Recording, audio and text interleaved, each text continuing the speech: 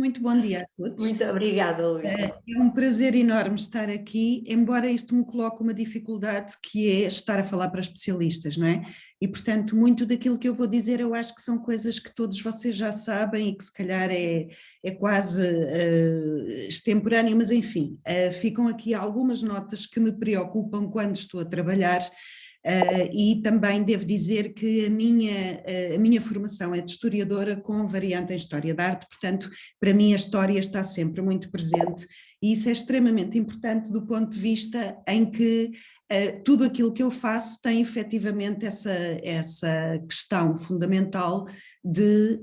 ter a história como base e a história como objetivo. E eu trago aqui algumas reflexões acerca da história do urbanismo, portanto não de urbano, urbanismo, história urbana, urbanística, urbanização, tudo termos, como nós sabemos, têm o mesmo de radical, mas que na realidade significam coisas diferentes e têm sido trabalhados por ciências diferentes, desde a história à arquitetura, passando pela geografia, pela sociologia, pela antropologia, etc. E portanto eu gostaria muito de focar aqui esta questão da história do urbanismo, sendo que naturalmente todos eles têm algo em comum que é o mesmo objeto de estudo e que é precisamente a cidade. E obviamente também que todos eles estão em diálogo permanente, mas há especificidades relativamente a cada um deles. E do meu ponto de vista, a história do urbanismo, com esta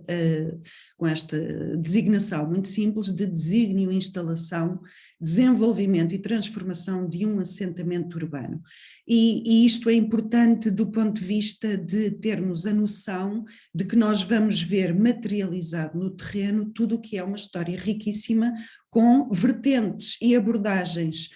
que são ilimitadas praticamente e que todas elas vão de alguma forma ter consequências grandes, visíveis e muitas vezes perenes nesse mesmo território. E é relativamente a esse entendimento da forma que eu gostaria de trazer aqui alguns conceitos, métodos e instrumentos. Portanto, eu dividi esta apresentação, que é necessariamente breve e é necessariamente superficial, nestes três grandes capítulos. E dos conceitos, embora todos vós conheçam estes conceitos e não sejam novidade para ninguém, eu gosto sempre de frisar alguns para que depois no processo não haja algumas surpresas. E de facto, para mim, o primeiro conceito que baliza todo o meu trabalho tem essencialmente a ver com essa questão do estudo da forma. E para mim nunca é o estudo autónomo da forma, ou pelo menos a forma na sua autonomia. A forma enquanto tal, não me interessa particularmente. Interessa-me percebê-la, mas interessa-me sobretudo percebê-la enquanto reflexo, enquanto discurso de todo um conjunto de componentes que são, no fundo, as componentes culturais, económicas, financeiras, políticas, religiosas, que informam uma determinada comunidade. E é, portanto, ao assentar dessa comunidade num espaço que a forma me vai preocupar. Agora, um estudo da forma pela forma é algo que eu não defendo e que me parece absolutamente redutor. Relativamente a essa forma, e um segundo conceito que é sempre, digamos que a base de todo o trabalho, porque é aquele que é mais imediato, sendo que ele nunca é puro, portanto essa é uma das questões importantes que vamos ver de seguida, é que os tecidos podem ser essencialmente orgânicos, aditivos ou informais, e todos sabem o que é que isso significa, ou pelo contrário, regulares ou determinados por pré-conceição. É claro, como eu dizia há pouco, que nós sabemos que um assentamento urbano tem pode ter na sua gênese um peso maior de um ou de outro, mas depois, sobretudo ao nível da gestão, nós vamos ver a coexistência destes dois modelos, a coexistência destas duas formas de atuar sobre o espaço urbano e, portanto, é muito difícil nós trabalharmos com modelos puros. Mas nós temos que ter a noção de que eles são essencialmente diferentes na sua gênese e na sua gestão e que muitas vezes passar por cima deles é não compreender aquilo que são as características, o potencial, as limitações de cada um deles e tentar encontrar, indiferentemente neles, algo que não pode existir num ou no outro. De uma forma muito geral, o primeiro modelo, portanto o informal, o espontâneo, o aditivo, é no fundo a cidade que vai crescendo no tempo longo, que não tem uma certidão de nascimento, nós não conseguimos perceber qual é o momento dessa gênese, dessa morfogênese, mas que a determinada altura encontramos-la já consolidada no tempo. É normalmente descrita, e isto são no fundo dois conceitos que nós vamos pedir emprestados às ciências duras e que têm sido aplicados a muitas outras ciências sociais e humanas, desde logo à geografia, à sociologia, e que têm muito a ver com o relacionamento de grupos entre si, gente entre si, e que têm, por maioria de razões, tudo a ver com o relacionamento destes grupos no espaço. O primeiro, informal, aditivo, que cresce no tempo longo, é o chamado bottom-up, ou seja, é um conjunto de pessoas num determinado espaço urbano que vão tomando decisões aleatórias e contingentes e que não têm a noção de estar a atuar em conjunto, ou seja, nós não conseguimos perceber,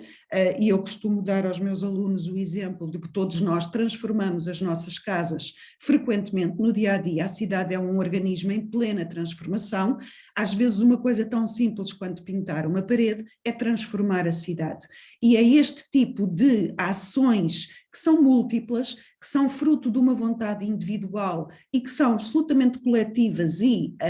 coexistentes no tempo e no espaço, que vão formando esta cidade de crescimento lento e informal no sentido de que, não no sentido de não ter forma, mas no sentido de não estar,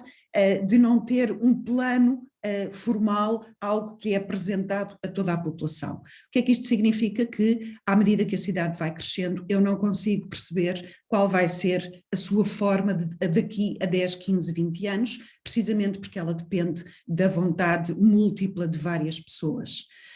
O sistema contrário é o sistema top-down, é um sistema onde predominam as relações reguladas, onde há alguém que toma a liderança de um determinado processo de urbanização, portanto de construção, seja de cidade ou vila propriamente dita, seja, por exemplo, de um ensanche, de um bairro, de um qualquer espaço que tenha alguma escala no interior dessa mesma cidade. E muitas vezes estas situações, portanto, acontecem precisamente por aquilo que eu disse, ou na gênese da cidade, ou depois no decorrer dos séculos, no decorrer do uso dessa mesma cidade. O que é que isto significa? Se ela é formal e pré-definida, eu consigo perceber, até porque ela assenta nesta relação coerciva, se o grupo de pessoas que vai utilizar esta forma não cumprir a regra inicial, há todo um conjunto de sanções que por regra são aplicados. E nós vamos ver isso transversalmente em todas as culturas, algo tão simples quanto 1 ano para erguer as casas ou, por exemplo, 1 ano ou 2 para ocupar os lotes na sua totalidade. Portanto, há aqui um conjunto de regras que fazem prever aquilo que será a forma final. É normalmente chamada planificada, formal, pré-concebida.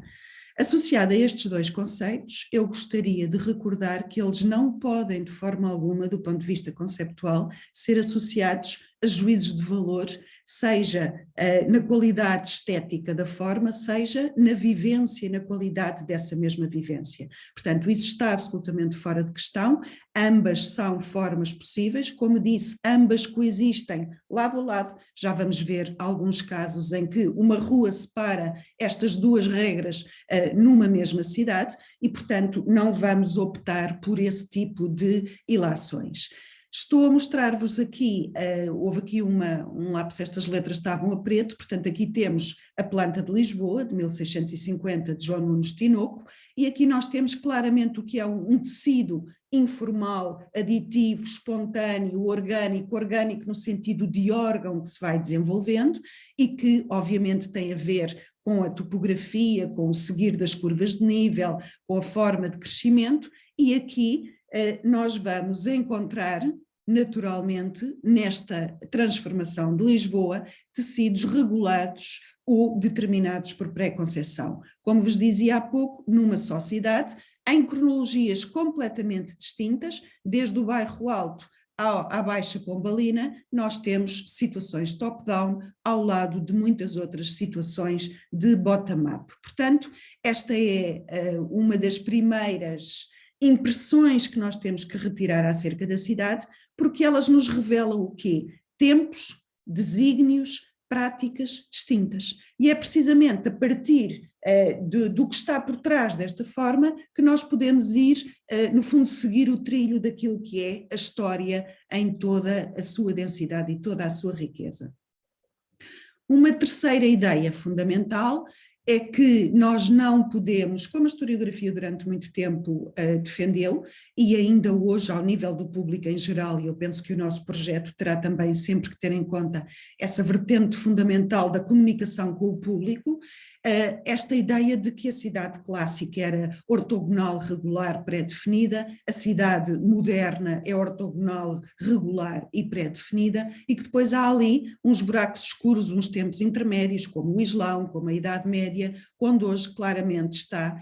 provado à sociedade que em qualquer tempo, em qualquer geografia e em qualquer civilização, nós encontramos, e basta ver em Roma, Timgad e a própria cidade de Roma na época clássica, ou por exemplo aqui Aniar e o Cairo, ou Vila Real de los Infantes e Siena, para perceber de facto como todos os tempos tiveram à sua disposição, como hoje ainda, estes dois modelos e consoante as circunstâncias optaram por um ou por outro, ou muitas vezes até por um equilíbrio que não é nem preto nem branco. Há aqui várias matizes de cinzento que também é preciso nós termos em conta. Do ponto de vista dos conceitos, um conjunto de imagens, se quiserem, que também nos são muito úteis para tentarmos perceber o que acontece com a forma urbana e o que é que isso representa, o que é que isso tem por trás. É uma tríade que tem sido muito trabalhada por Walter Rossa e que eu adotei para a Idade Média porque me parece muitíssimo operativa e que se divide em estrutura, forma e imagem. E de facto a cidade é muito, digamos que, o diálogo permanente entre estes três níveis de apreciação da cidade. De uma forma muito simples, a estrutura tem a ver com aquilo que é mais imutável, tem a ver com o cadastro, tem a ver com as ruas, com o espaço público, tem a ver com os lotes. Obviamente que a estrutura é aquilo que muda mais lentamente, e não por acaso desde Pierre Lavedan que nós temos a lei da persistência do plano, e é algo que muda radicalmente quando há, por exemplo, grandes catástrofes naturais, como estamos a ver no caso mais evidente e que todos conhecemos de Lisboa, em que toda esta estrutura anterior é substituída radicalmente a partir de 1755 e do terremoto por uma estrutura totalmente diferente. Mas as cidades estão em permanente mudança de estrutura, ainda que no tempo longo, e não precisam de facto que haja grandes incêndios como o de Londres ou grandes terremotos como o de Lisboa. Trago-vos outra parte de Lisboa, sempre associada a essa divisão entre a Baixa Pombalina e a Cidade Velha, para percebermos o que se passou aqui no Campo das Cebolas. Algo que já vamos ver, porque eu vou utilizar também para explicar o que é a forma e a imagem, e portanto resolvi trazer também para a estrutura. E se tivermos por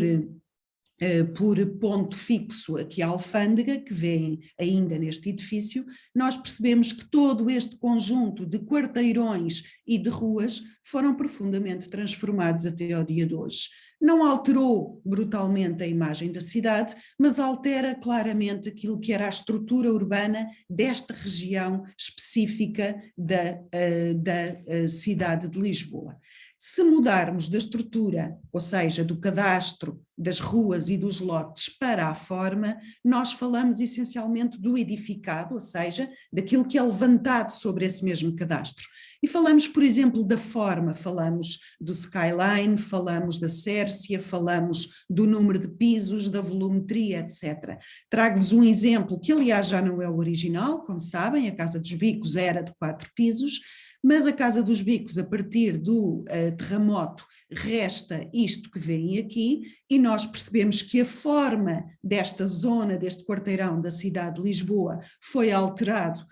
nos finais do século XX, na década de 80 do século XX, embora a estrutura, ou seja, o lote, a face da rua, nada disso mexeu. O que mexeu sim foi a forma, tal como este edifício aqui ao lado, a determinada altura nos anos muito recentes, 2, 3, 4 anos, sofreu sofreu também uma alteração de forma. Poderíamos ir já para a alteração de imagem, e os senhores percebem claramente como daqui para aqui a imagem, e o que é a imagem? É a epiderme. A imagem, no fundo, é o revestimento, é a cor, é a pele dos edifícios, mas como isso também tem uma relação muito grande com o que é a nossa percepção do espaço urbano. E trago-vos, em vez do campo das cebolas que vimos atrás, um aspecto de Alegrete, só para percebermos como uma coisa tão simples quanto esta escolha da cor ou não cor altera profundamente aquilo que é um mesmo espaço, não é? E isto, por exemplo, no Alentejo, ou mesmo em algumas cidades,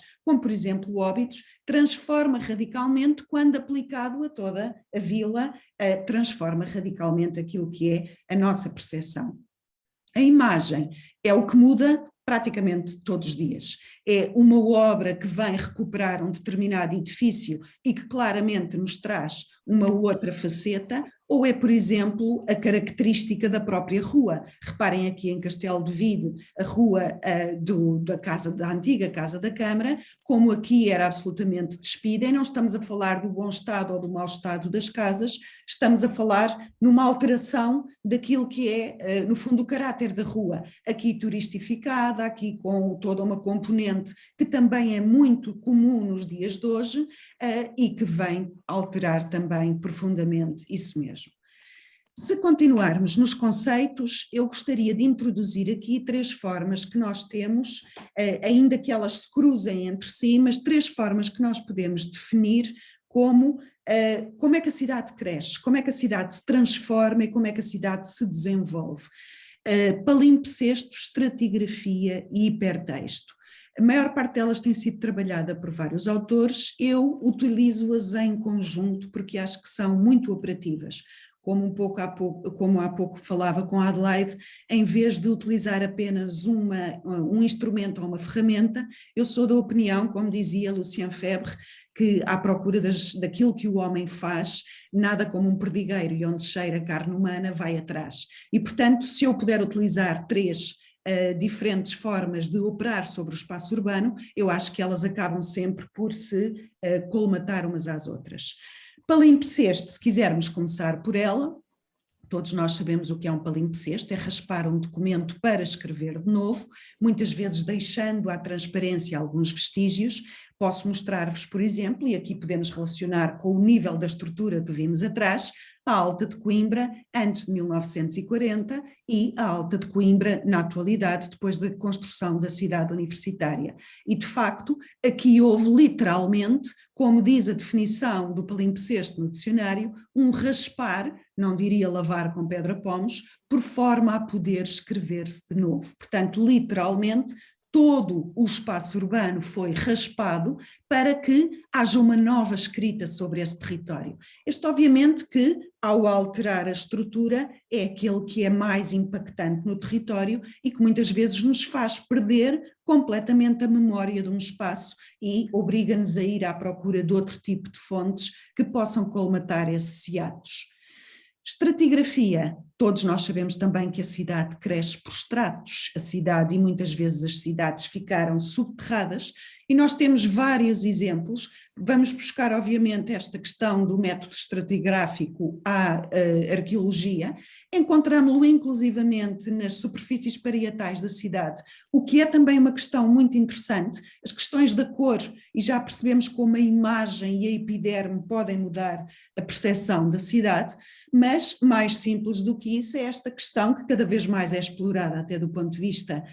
da divulgação do património, desta estratigrafia, não é? Mostro-vos a Almoina em Valença, como uma cidade romana está por baixo de uma cidade medieval, mas mostro-vos, por exemplo, Barcelona e o museu da cidade de Barcelona debaixo do palácio, ou se quiserem muito mais perto de nós, com esta imagem muito sugestiva de que debaixo da Rua da Prata ou da Baixa Pombalina estão estas enormes galerias romanas da Rua da Prata que de facto constituem toda uma outra cidade.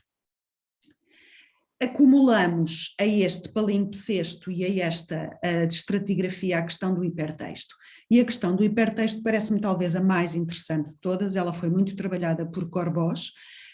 E esta questão do hipertexto é tão simples, desde logo porque hoje em dia todos nós funcionamos a partir do hipertexto. E o que é o hipertexto? O hipertexto, na realidade, é um texto apresentado num aparelho eletrónico com várias referências, hiperlinks, a outros textos a que o leitor pode aceder de imediato, ativando um simples botão do rato. Ou seja, é o que nós fazemos sempre que abrimos um motor de busca na internet e podemos ler um texto com uma narrativa linear, como fazemos com um livro, e ler todo este texto do princípio ao fim apenas com a percepção do que é o hipertexto, ou pelo contrário, eu posso aceder rapidamente no mesmo espaço a muitos outros conceitos, a muitos outros textos. Ora bem, isto é exatamente o que se passa na cidade. Eu posso ter um percurso e uma percepção linear, ou posso ter, nesse caso, num lugar e num tempo, ou posso ter um percurso em hipertexto,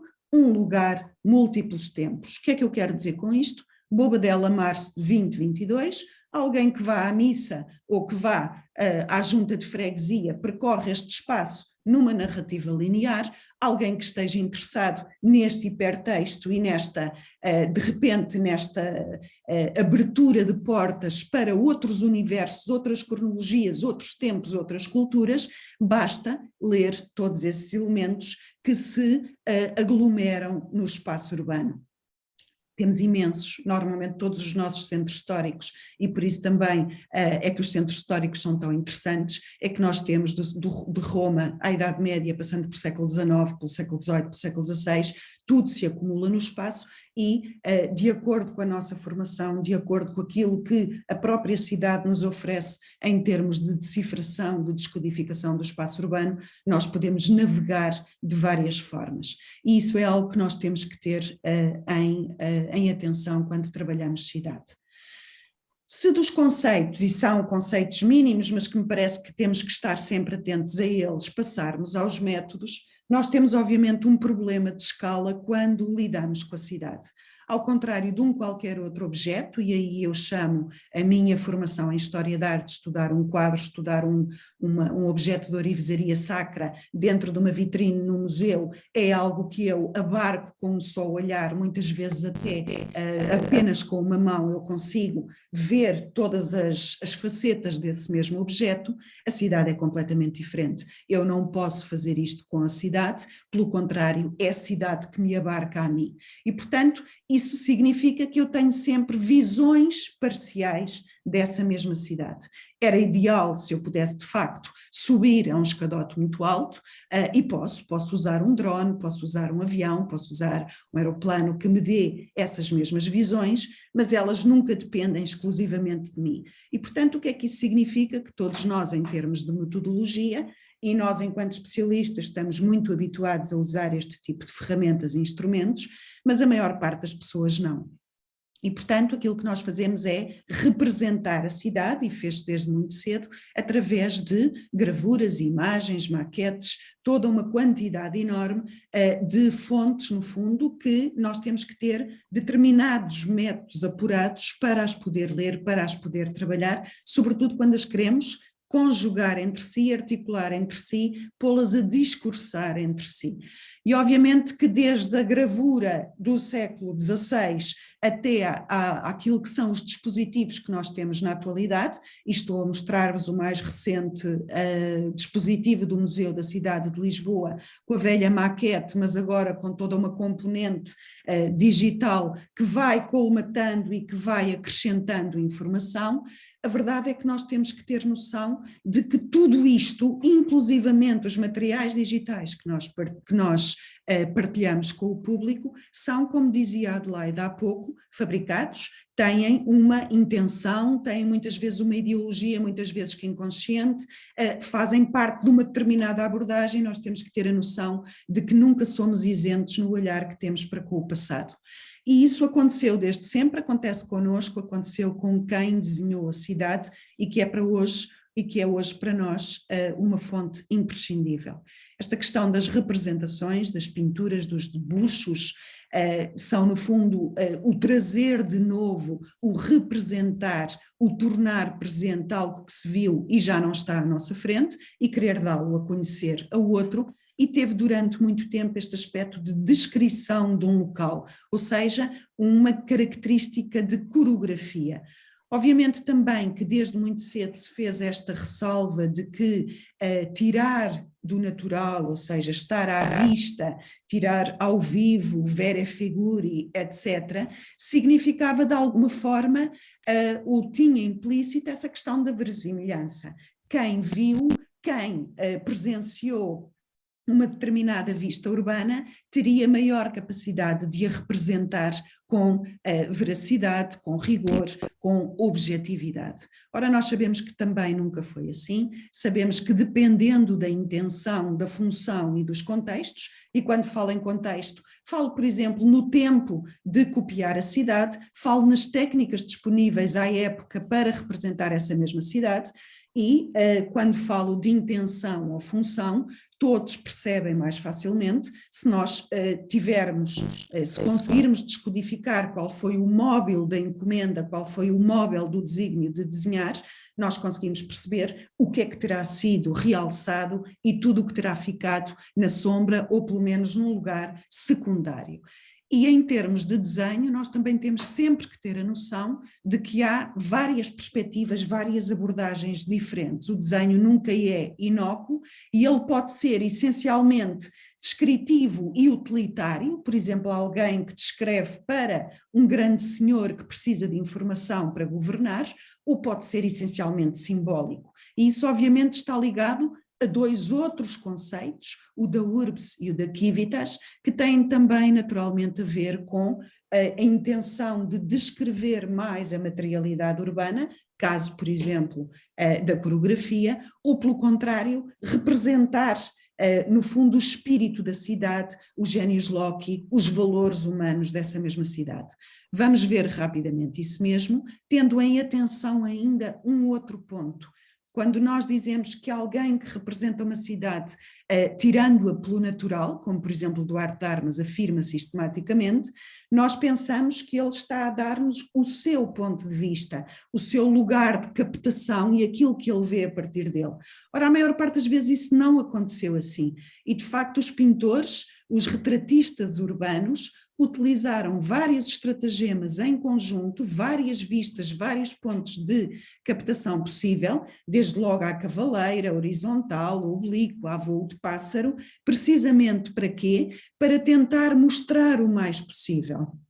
Trago-vos dois exemplos, Lisboa de 1575, e aqui se repararem, nós estamos mais ou menos todos situados onde estão estas pessoas nestes barcos, e portanto nós vemos de baixo para cima, e vemos tudo de baixo para cima, com a perspectiva que parece perspectiva única. Se nós mudarmos para outra representação, não muito longe no tempo, um bocadinho anterior, nós percebemos como aqui, por exemplo, provavelmente António de Holanda, recorreu a uma coleção de pontos de vistas diferente, e aqui nós estamos com uma vista frontal, aqui claramente com uma vista de baixo, aqui nós conseguimos ver o que se passa no Rossio. Ora, para vermos estas fachadas jamais conseguiríamos ver o que se passa no Rossio, ou por exemplo o interior do Jardim do Paço do Rei. Ou seja, António de Holanda posicionou-se de formas muito diferentes. Para quê? Para conseguir, a partir das partes, dar um entendimento do todo. O que é que isso significa na realidade? Significa que ele consegue um resultado profundamente real a partir de um método ou de uma composição que é eminentemente falsa, não é? Portanto, aquilo que nos parece verdade e aquilo que nós conseguimos ver com o todo é conseguido a partir precisamente dessa irrealidade. O que nós temos que fazer quando vemos uma imagem, isto no fundo tem a ver com a crítica interna, essas que são as nossas fontes fundamentais, a imagem desenhada enquanto instrumento de poder, instrumento de informação, e nós conhecemos muito, eu não vou aqui estar obviamente a perder tempo com quem conhece tão bem quanto eu, ou melhor,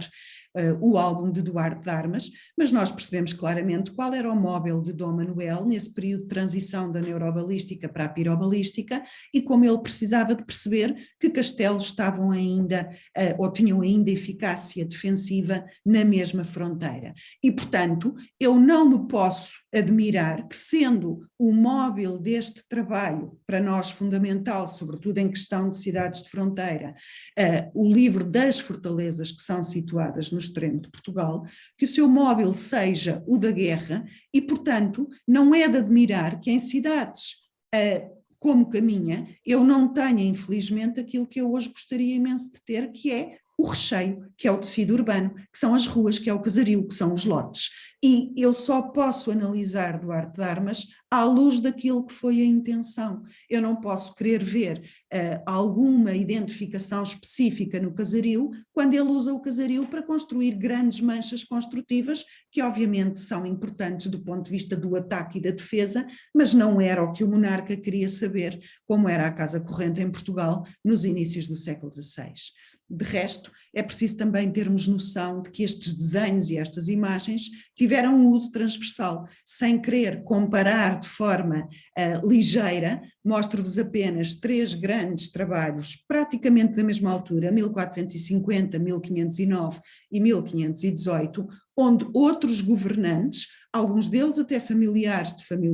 da Casa Real Portuguesa, tiveram exatamente a mesma intenção em conhecer o território para o controlar, para o governar. Isso podia ser feito a partir do pedido de um elemento específico, e aqui estamos a ver alguns, em territórios longínquos e que no fundo permitiam que o rei na corte tivesse informação, ou outros que conhecemos apenas através de referência em fontes escritas. Sabemos que existiam planos para as muralhas de Ceuta, desenhos de Safim e das casas de Safim, a pintura dos chafariz del Rei para tomar uma decisão rápida com o Conselho de Lisboa, ou, por exemplo, a famosíssima pintura da Rua Nova dos Mercadores, que Dom João II fala com uma escala fantástica para conhecer o casario e que não chegou até aos nossos dias. Sabemos de muitas outras e também sabemos como elas aceleram no seu fabrico a partir do século XVI. Mostras, pinturas, debuxos funcionavam, afinal de contas, como os olhos do rei. E isso para nós é hoje fundamental. Os próprios monarcas assumiam-no à distância. Se houver por lá alguma pessoa que o saiba bem fazer, me envieis de cada uma dessas vilas e cidades o desenho para eu poder ver. Portanto, estamos precisamente a perceber qual é a utilidade desse desenho e como ele hoje para nós seria tão fundamental. Sabemos também que a partir do século XVI começa a angulação ortogonal ou em planta, sabemos como ela representava no fundo aquilo que os homens da época chamavam a verdade dos chãos, ou a cidade como Deus a vê, portanto algo que nós não conseguíamos fazer até então, e como isto também representa uma enorme aproximação àquilo que é a realidade formal urbana. Temos vários exemplos que permitem pelo menos ter a noção do que o país estava a ser desenhado, de norte a sul, de Guimarães até Lagos, passando pelas ilhas. Nós sabemos que plantas muito rigorosas estavam a ser construídas e sabemos também que esta não era a única forma de a cidade despertar interesse. Havia outro tipo de interesse que tem a ver com o discurso, com o potencial discursivo da imagem, e sabemos como, sobretudo, Lisboa foi, a partir do século XVI, alvo precisamente deste interesse, não apenas em Portugal, sobretudo eu diria na Europa. Aliás, basta ver quem são os autores destas representações, para percebermos como este grande entreposto comercial era uma curiosidade em toda a Europa da época. E, portanto, a cidade é representada, já não com essa característica específica da coreografia, mas reparem, por exemplo, no caráter cheio do rio, de carracas, caravelas, que representavam o quê? A cabeça de um império onde diariamente chegavam produtos de todo o mundo conhecido, novo ou velho. E, portanto, o Palácio do Rei, o Império do Rei, a partida para todos os espaços desse mesmo império, transformavam rapidamente aquilo que poderia ser a coreografia de Lisboa num discurso político. E a urbs deixava de ser apenas urbs para passar a ser também a civitas. Aliás, temos outras representações onde essa multiculturalidade, onde o caráter cosmopolita de Lisboa é aquilo que é especificamente escolhido para mostrar sobre essa capital do Império. Comparar. Voltamos, sim, a comparar com todos os cuidados, com todas as cautelas e, sobretudo, e esse parece-me que é um dado fundamental, explicar ao leitor todos os passos da nossa comparação. Quando estudamos forma, essa é talvez a questão mais importante. Nós não podemos dar saltos na publicação do nosso raciocínio. Todos os pequenos passos que nos levam a afirmar algo têm que ficar absolutamente explícitos. E vamos comparar imagens diferentes e vamos comparar representações diferentes. Trago-vos algumas imagens, algumas que o Gonçalo também conhece, plantas de outro género com pequenos alçados, representações em mau estado, mas que ainda assim permitem ver, por exemplo, esta questão da arcada de Tavira, aqui outra vez a arcada, aqui esta arcada, ou comparando, por exemplo, aquilo que são as representações em planta do século XVI, com as representações em planta atuais a partir da fotografia aérea. Instrumentos, fontes, que no fundo são a nossa base de trabalho, mas que têm que ter uma metodologia, sobretudo muito crítica, comparativa e aferida pela cidade atual. Sempre que possível, tudo o que aconteceu na cidade deixou vestígios, mesmo quando falamos de palimpsesto, é fácil na Alta de Coimbra encontrar vestígios daquilo que era, digamos que a escrita anterior, e é a partir dessas mesmas comparações e desse cotejo permanente que nós temos efetivamente que estudar a cidade, comparar, aferir, criticar, interpretar, mesmo que nos pareçam limitadas, e são todas individualmente, todas estas fontes são absolutamente limitadas, quando vistas em conjunto, elas conseguem colmatar inúmeros problemas. Trago-vos, por exemplo, algo que nós não costumamos, ou pelo menos temos alguma dificuldade em encontrar, aquilo que é o território propriamente dito e todas as respostas que o território nos traz. Mostro-vos as curvas de nível de Coimbra, apenas para vos mostrar como o Alcácer islâmico, para falar apenas de um aspecto, veio ocupar aquilo que era o espaço absolutamente estratégico de toda esta colina, uma plataforma na cota mais alta, com uma vista espetacular sobre o rio e a estrada norte-sul. Portanto, no fundo,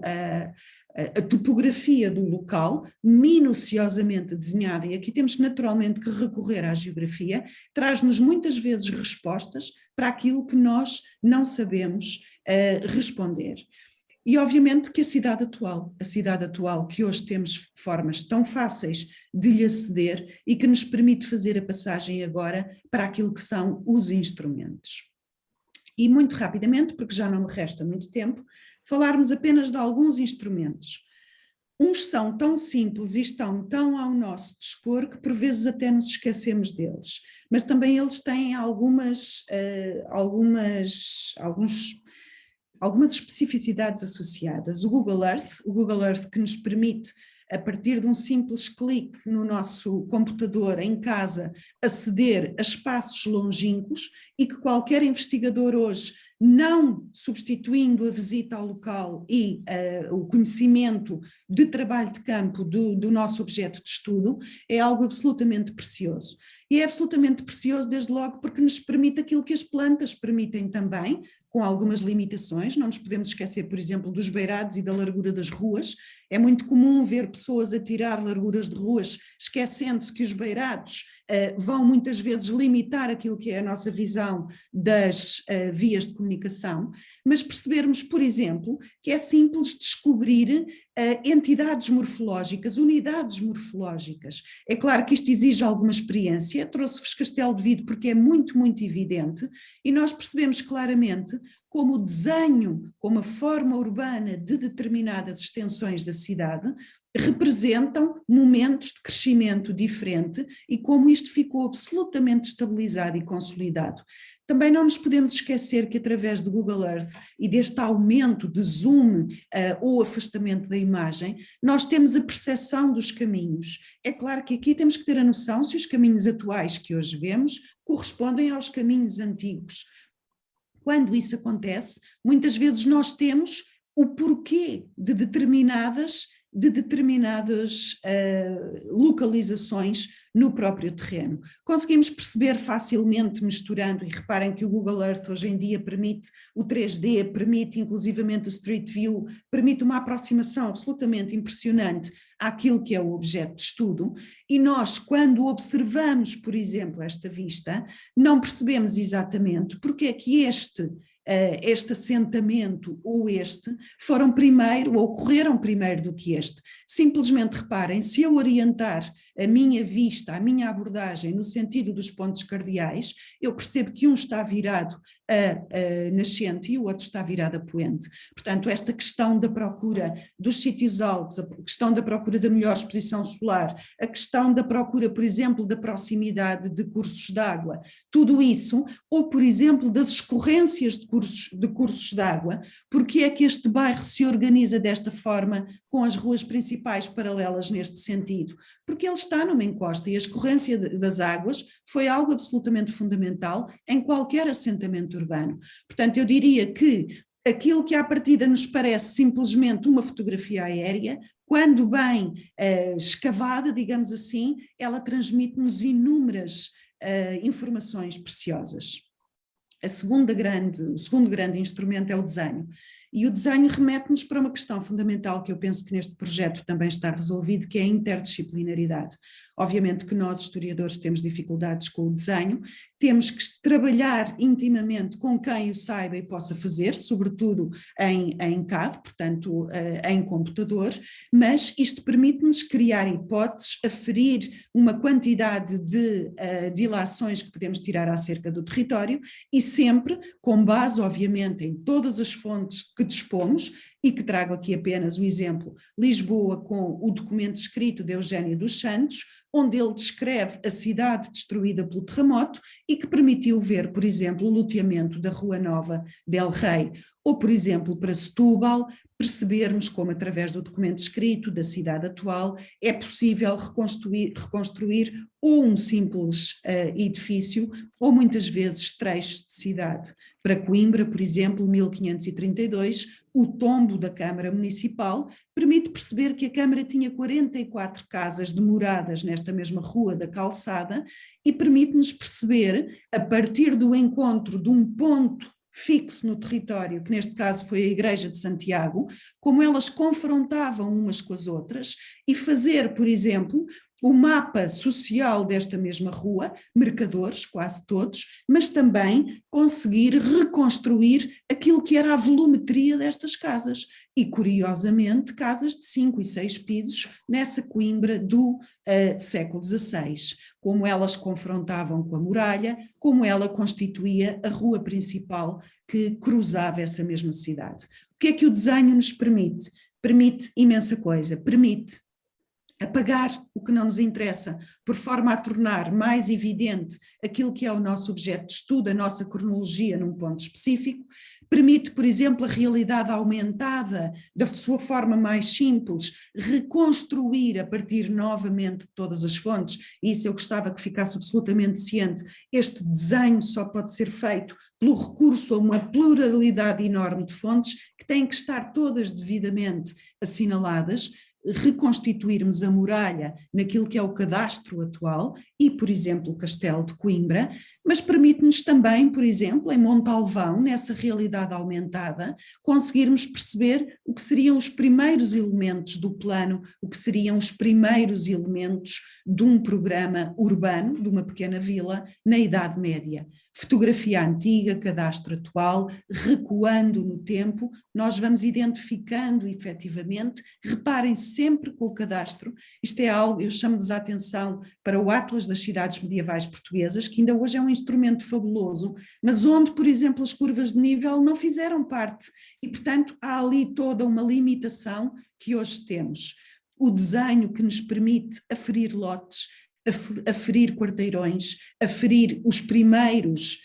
quarteirões a serem implantados. Mas mostro-vos também, para acabar já e muito rapidamente, Arronches, que é mais uma das vilas que nos interessa perceber, e como a partir do Google Earth nós vamos nos aproximando, facilmente percebemos o que é século XX e, porque não é o nosso intuito, descartamos, e como facilmente nos começamos a perceber daquilo que é o núcleo histórico, e como, a partir de um conjunto de outras fontes e do cadastro atual e do que resta das muralhas, nós conseguirmos,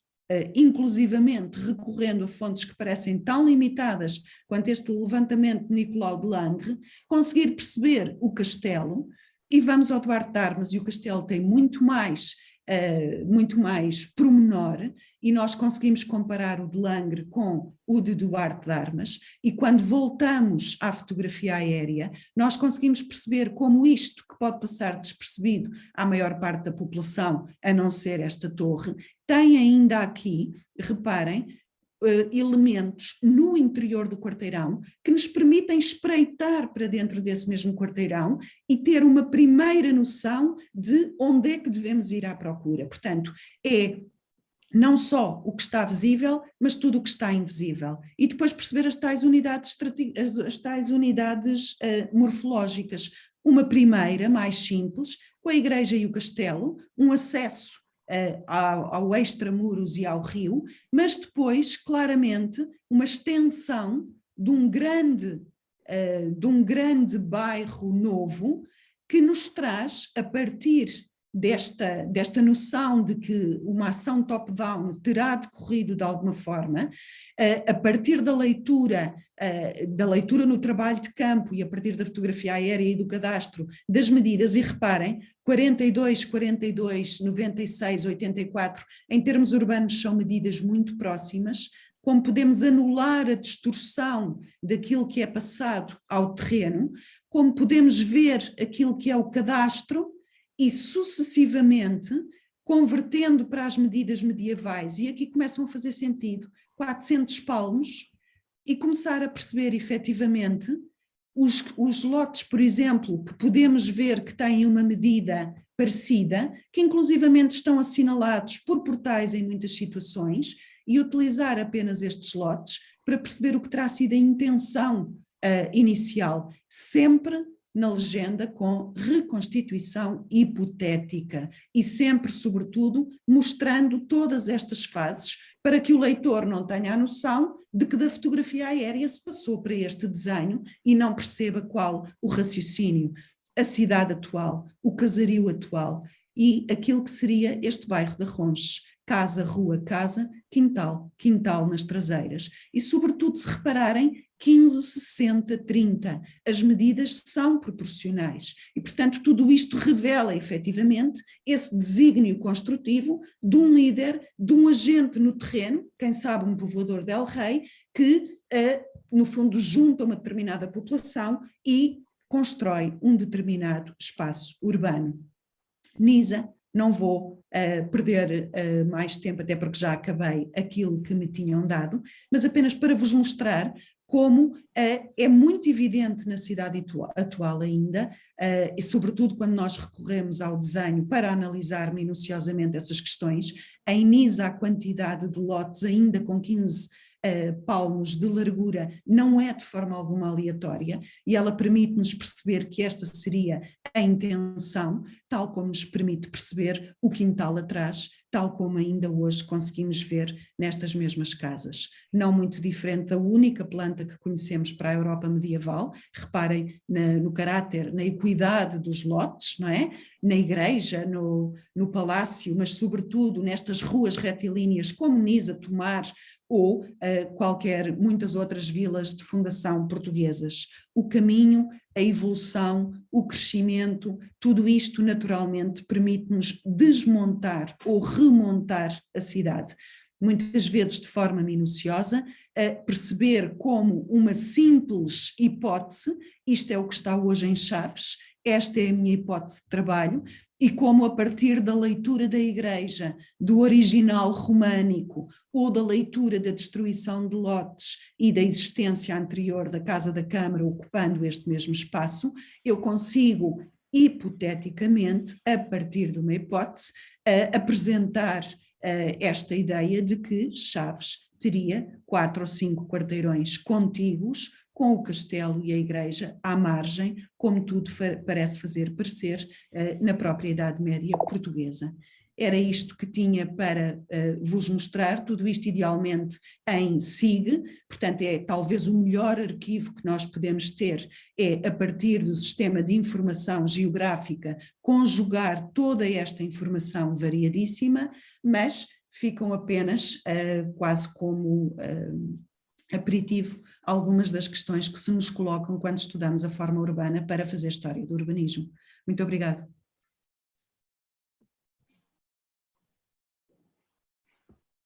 Obrigadíssima, Luísa. Eu creio que ficou bem patente o muito que podemos aprender uns com os outros e falo por mim, não estavas a falar com especialistas que já dominassem essas matérias. Acho mesmo que nós somos complementares. Não faço ideia se querem aproveitar este tempo. Tens palmas da Ana Silveira, mas podemos ter palmas também. Tens palmas de toda a gente.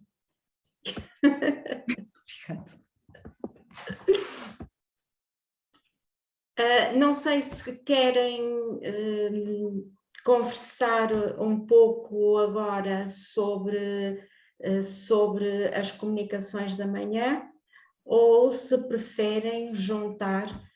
uma vez que vamos ter menos um comunicante, infelizmente, se querem juntar tudo na parte da tarde. Je demandais si vous avez compris quelque chose, professeur?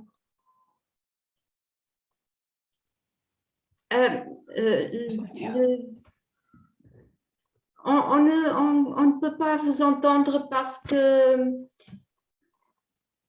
Mon micro, voilà, j'ai oublié mon micro. Oui, alors j'ai cru comprendre que vous demandiez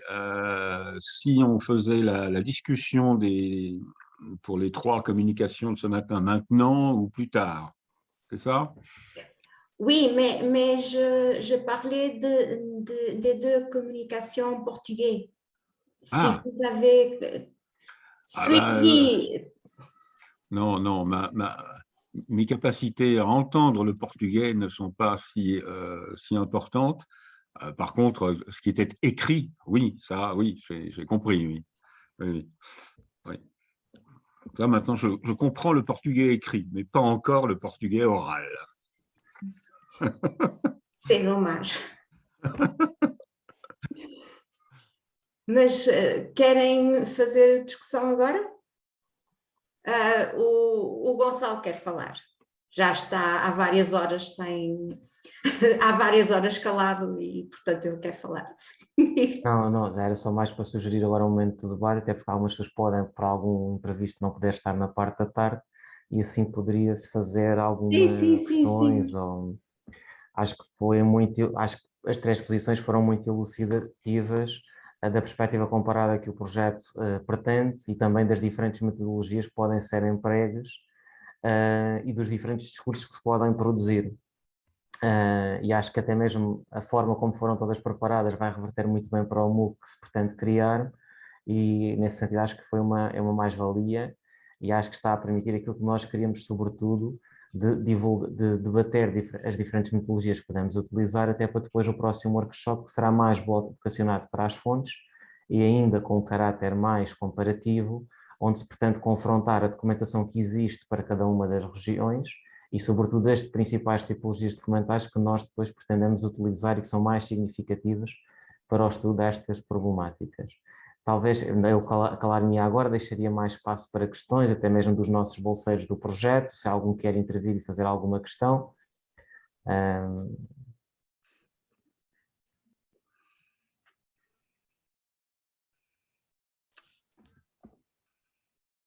Não parece.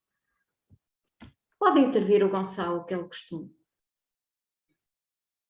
Não, Eu, por acaso, tinha aqui uma questão que me parece muito interessante, até resultando aqui da intervenção da professora Luísa, mas também se junta com a intervenção da Adelaide, sobre esta questão depois da disseminação ao público e de mostrar que às vezes existe um planeamento no período medieval, que não é um período de caos, como normalmente o público tem essa noção, mas sobretudo há aqui uma pergunta que eu também tenho pensado muito, e esta semana ainda fui dar uma aula numa escola secundária, precisamente, tocou um bocadinho essa questão, é de que forma é que nós podemos apresentar a um público que às vezes tem uma ideia muito pré-concebida daquilo que é a cidade medieval, como é que nós podemos apresentar uma reconstituição, seja ela 3D ou não 3D, que permita darmos a um grau de fiabilidade, mas ao mesmo tempo também não estarmos a enfabular, porque muitas vezes aquilo que o público quer não é não vou dizer uma enfabulação, mas é já uma visão muito, não vou dizer romântica, mas uma visão muito precisa, e às vezes aquilo que nós temos para oferecer ou aquilo que as fontes nos permitem-nos chegar a um determinado ponto, e aquilo que o público quereria poderia ser mais noutra perspectiva. E até a vasta experiência que também que a professora Luísa tem na disseminação de conhecimento nestas questões junto do público não académico, até lhe perguntava o que é que poderia aconselhar nesse âmbito. De cuidados, precauções a termo, experiências melhor conseguidas ou não, nesse sentido. De facto não é fácil e de facto ainda surge muito essa ideia de que a cidade medieval tem que ser uma cidade numa encosta, tem que ser íngreme, tem que ter ruas zigue-zagueantes, não pode ser minimamente planeada, etc. A ideia que eu tenho é essencialmente o público quer uma determinada coisa. A nossa função é alargar horizontes, não é? Portanto, é mostrar aquilo que existe, e muitas vezes a sensação que eu tenho, até mais do que a partir de 3D, é mostrar a realidade atual, porque perante a realidade atual, as pessoas de facto ficam sem argumentos, e nós temos uma quantidade enorme de cidades em Portugal que nos permitem perceber que existiam outras formas de fazer cidade, tal como existiram sempre. Portanto, é essa ideia da transversalidade, eu não diria, neste caso, para usar o termo comparação, mas a transversalidade de práticas é algo que sempre me interessou muitíssimo, seja em sincronia, seja em diacronia, não é? E há uma quantidade de cidades de norte a sul do país que nós podemos utilizar, até em paralelo, mostrar os dois modelos e mudar, e neste momento nós temos essa ideia romântica das cidades medievais, que começa a ser a cidade da Barra Azul ou Amarela, com muitas flores à porta e os portais muito bem restaurados, não é? Nós até já temos essa cidade nos dois modelos, portanto é oferecer ao público a informação completa e é permitir-lhes efetivamente, no fundo, matar os mitos que existem. Eu acho que isso toda a gente gosta. Não significa necessariamente perder uma imagem, significa ganhar uma outra.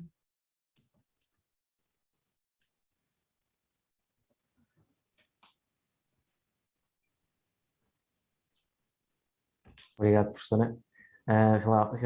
Exatamente, é uma questão muito interessante esta última frase, até quase uma frase que eu utilizaria como citações no futuro, porque acho que foi muito brilhante. Permitir ao público matar mitos. Eu lembro-me agora nesta atividade que fiz na escola, em que levava a cartografia que está produzida para Lagos no período moderno, e sobretudo depois os restauros da DGEM, e confrontava as várias coisas, e foi exatamente nesse sentido que até me pareceu muito significativo, ou seja, em vez de mostrar uma realidade já final, mostrando os diferentes passos que o historiador leva no seu caminho de desconstruir aquilo que é uma visão atual da cidade, permitiu depois aos alunos perceber outras coisas e identificar erros que tinham sido cometidos pela DGEM, erros que na altura eles não sabiam que o estavam a fazer, mas parece-me que é uma forma muito interessante até de incluir até a própria sociedade neste debate sobre a cidade medieval e permitir desconstruir essas ideias. Muito obrigado.